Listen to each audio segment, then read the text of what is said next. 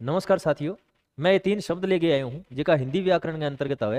हिंदी का जितना भी विद्यार्थी है बने पतो है कि ये शब्द बार बार आवे बंग अंदर आपा ने बहुत समस्या आवे कि अंग अंदर अंतर होवे कि बिल्कुल होवे। जिकी दया है नी, दया अपरिचित के प्रति आवे, यानी आपनो अनजान आदमी हो यानी बिंगा ऊपर भी अपन दया छे।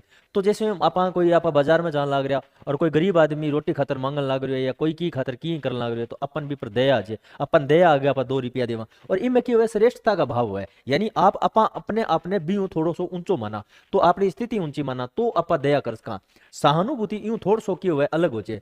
वो आपने परिचित यानी जानकार के प्रति अपनी सहानुभूति हो सके। जे आपा कहेंगे भी कहेंगे कोई माड़ो काम हो गयो और आपा भी घर दूर जावा या बिना सहानुभूति जतान जावा सांत्वना देने जावा तो अगलो अपन देख के रोयो नहीं तो आपा रोवा कोनी में आपा के करांगा आपा केवल ओनली या मतलब इंगे फीट थपथपा देगा कि कोई नहीं छाती राख कोई नहीं तेरे तो यो कोनी होई तो माड़ी है रिया करके बिना सहानुभूति जतावा और इंग अंदर के परिचित के प्रति हुए। और करुणा नहीं जो जिकी आ दोनों थोड़ी सी अलग है। करुणा के अंदर क्या हुआ है जिका प्रति अपनी करुणा जागे बिंग प्रति अपनो विशेष रिश्तो है।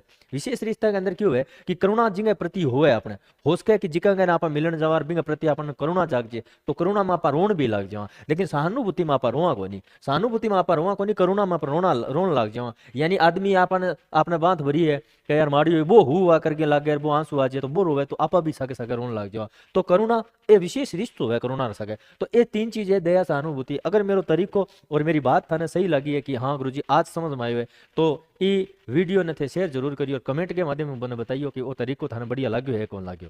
नमस्कार।